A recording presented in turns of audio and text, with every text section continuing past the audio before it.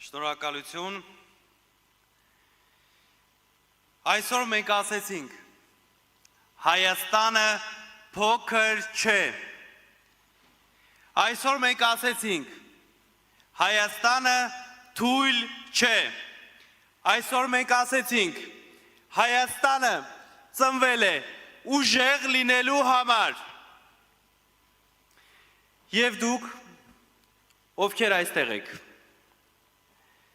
դուք եք այդ ուժը, դուք եք, ովքեր վաղը կգնաք ձեր գյուղեր, քաղաքներ, կկանգնեք հարևանների առաջ, ձեզ կհարցնեն,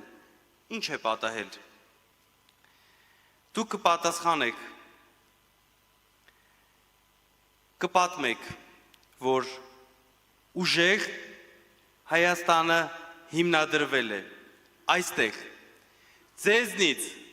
մեզնից, իսկ այժմ բեմ եմ հրավիրում Նարեկ Կարապետյանին։ Ուժեղ Հայաստան, Որպեսզի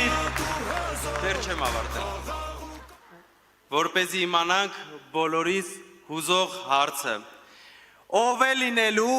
Հայաստանի հաջորդ վարչապետը։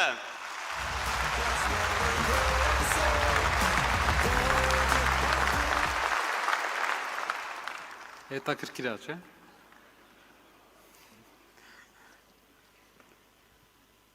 Մի քիչ էլ համբերությունը չարաշենք։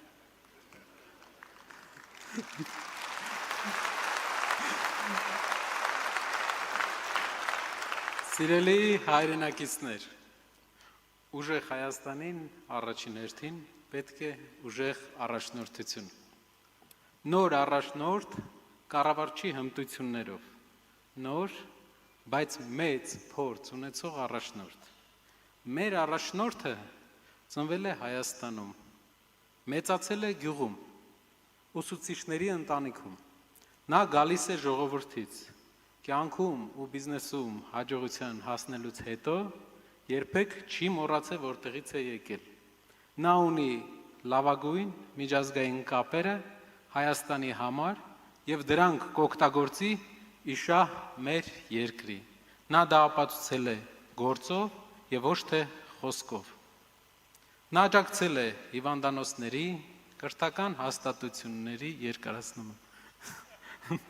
մանկապարտեզների կառուցման, մշակույթի զարգացման,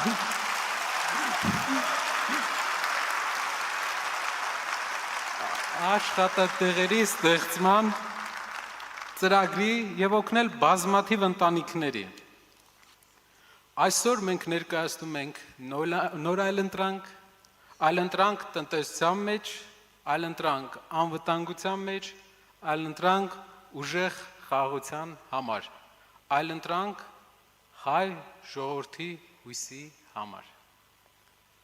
Իսկ հիմա օրվա սպասված լուրին անցնեմ, ով է լինելու մեր վարչապետի թեկնածուն։